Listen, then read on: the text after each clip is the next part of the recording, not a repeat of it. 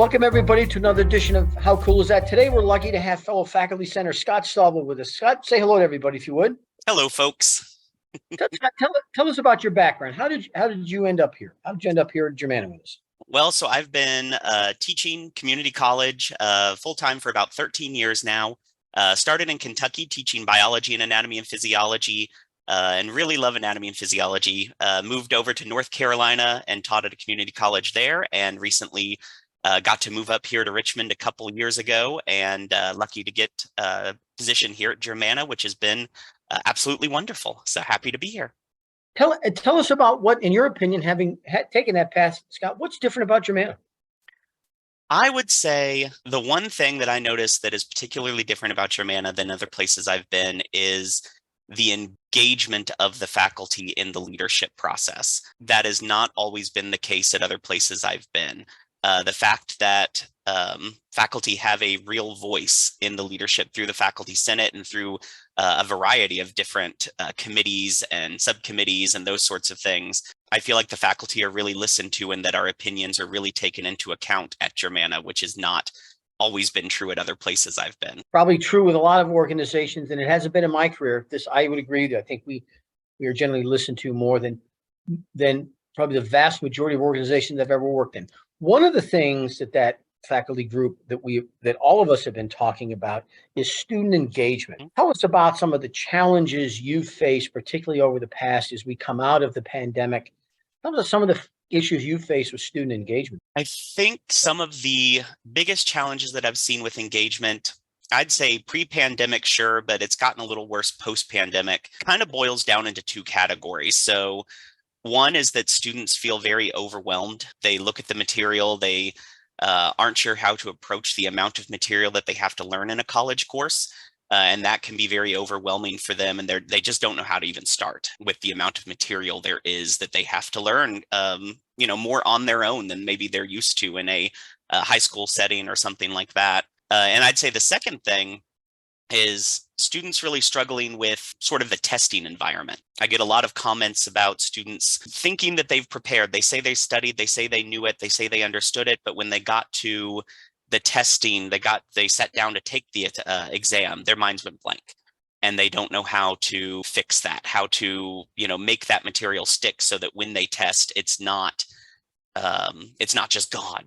The stuff they learned is still there. Sure. One of the things that we've also talked about is that high school is built more on, I don't want to say memorization is too simplistic a term, but more on regurgitation, meaning they're going to bring you along. Whereas in college, you're expected to be able to apply it. Absolutely. And that's where, and some of it you're going to have to do, even if it's in a synchronous class, you're going to have to do on your own. You're going to have to be able to take and apply that. So we all get that situation where students say, I'm overwhelmed. You've talked about a process that you found. You did some research and you found something that had a great process for helping students overcome that. Tell us first of all about the research. So in trying to approach these problems, I found that my own way of teaching, or not teaching necessarily, but my own way of learning, I couldn't articulate it well. And I wanted to find something that really focused on what I was doing, because I knew what I did for myself worked, but I didn't know what it was. And so I got the opportunity to read a book by Sondra McGuire called Teach Students How to Learn, which focuses on the idea of metacognition, or having students think about their own thinking and their own learning.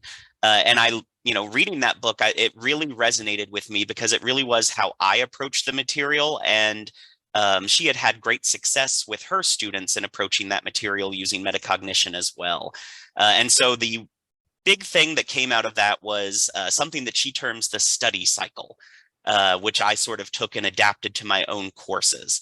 And that study cycle is a nice step-by-step process that you can kind of explain to students and they understand what it is. And it sort of addresses both of those issues of students both feeling overwhelmed with the material and having that sitting down during testing and blanking out sort of feeling. And so it's just a nice 4-step process that you can kind of sit down and really explain to students what they need to do and how they can approach the material in a way that solves these problems. Tell us about the 4 steps. And we're gonna attach in the description a copy of the video that you're from the research that you're talking about. So if anybody wants to dive deeper, but tell us about the 4 steps you've applied and how they work. So the 4 steps go as follows. So step 1 is all about focusing the study. So students feel overwhelmed because there's too much material.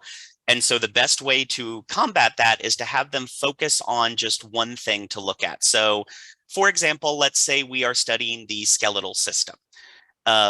If I am talking to a student about the skeletal system, I would probably say, okay, why don't you focus on just bone formation, right? There are 2 major processes by which bones form. Just focus on studying those 2 processes, right? Forget everything else about the skeletal system. Don't worry about it right now. You're only going to study bone formation. Step 2 then is put away everything, right, that's not related to bone formation, clear everything else away. And then step 2 is, and I tell my students, it's not study the material, but it's engage with the material, because studying often looks different to students. Students think they just need to sit there with a book in front of them, and that's not enough.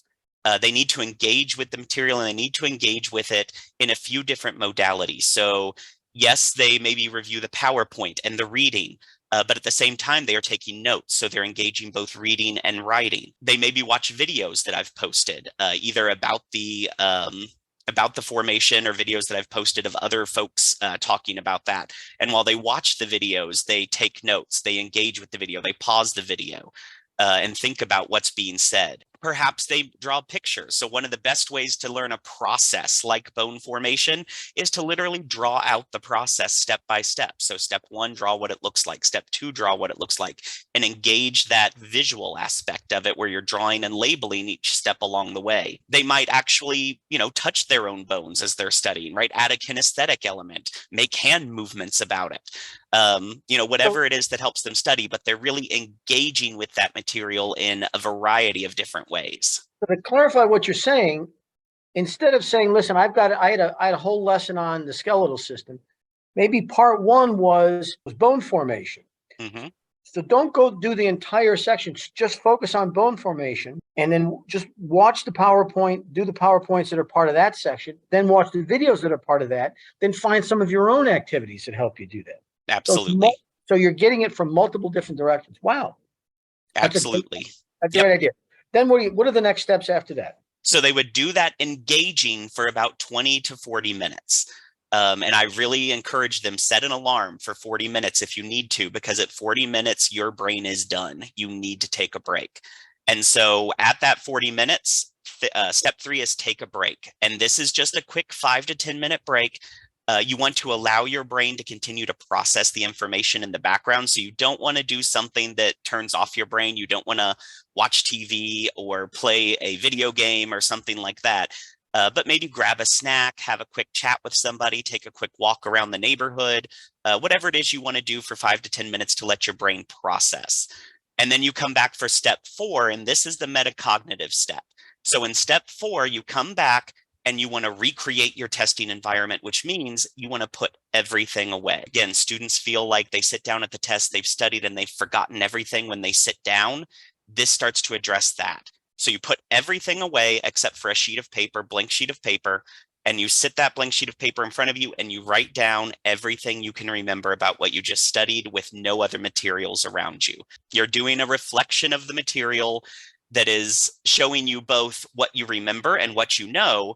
And then once you've written down everything you can possibly remember, you can pull out your original notes and compare the 2 and see what you might have missed. And now not only do you know what you now know, oh, I got to this point, but then I got lost. And so next time you study, next time you engage with the material, you can start at that point and pick up from there and continue on through. Makes perfect sense. Sounds like a wonderful system.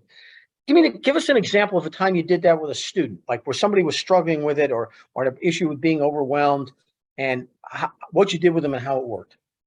So usually what I will do is I will reach out to students, especially after the first exam. What I have typically found is students think that they can study and they're not willing to listen about new study skills until after the first exam. And that's proven to them that, okay, the strategies they're not using are not working as well as they. And so I will reach out to them after the first exam. and ask to meet with students who maybe didn't do as well as they wanted to talk about their study skills. I start that discussion with a discussion of what they're already doing. So tell me how you study now. Tell me what your environment looks like. Tell me what you're doing, how long you're doing it, all of that information.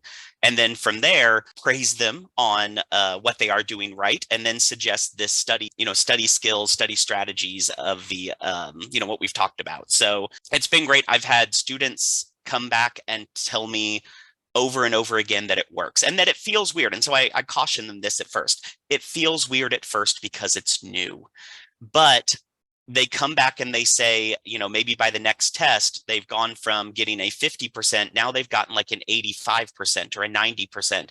And they say it worked. It actually worked. I felt like I knew the material. I didn't go blank when I sat down because I was practicing the recall element and knowing what I knew. And I have, email after email, discussion after discussion saying this really worked for me. And, as I tell students who keep coming to me asking, what can I do? What can I do? I give them this and say, it's worked for others. It can work for you. You've just got to give it a try. How does this work better than other tips or suggestions you've given students for things like that in the past? Or what does this do for somebody that other suggestions or things didn't do? Students always want to know, what are the steps I can do to succeed?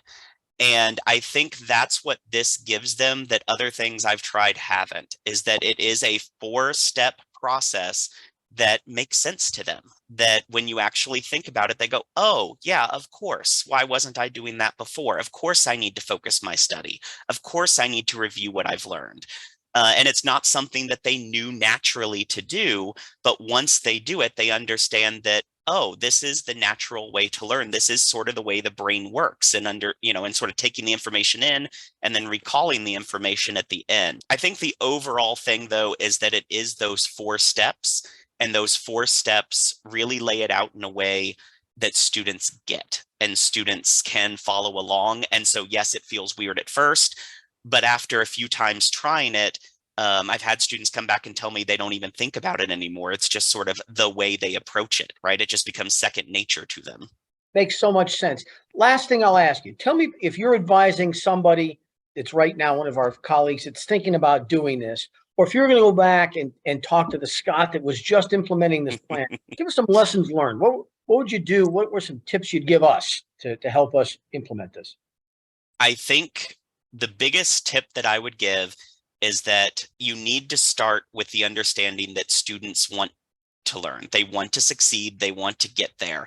And they just don't have the tools, right? A lot of students come into this not understanding how to study. At the beginning of my career, I just dove into the material and went for it. Now I actually spend a couple of minutes in the first class talking about study skills and study strategies. I post it as part of my welcome Start Here module. I refer back to it constantly in my teaching that, hey, don't forget your study strategies. Don't forget, to look back here if you need any other help. Don't forget to reach out to me if you want to talk about your study skills and your study strategies, because it turns out we're not just teaching them the material, we're teaching them how to be successful students and how to be successful people.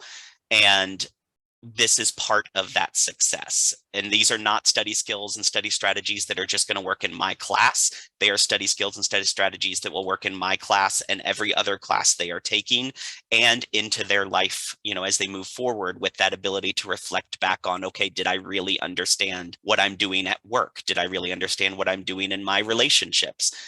So teaching them that metacognitive piece to make them not just great students, but great people.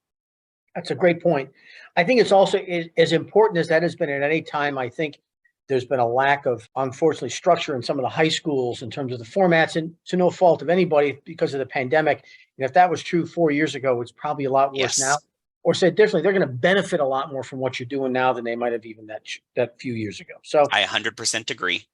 Wonderful. Scott, this has been perfect. What a great addition. Thank you so much for your time. Appreciate you sharing this. And for everybody watching, thanks for joining us. And bye for now from How Cool Is That? It's been my pleasure. Bye.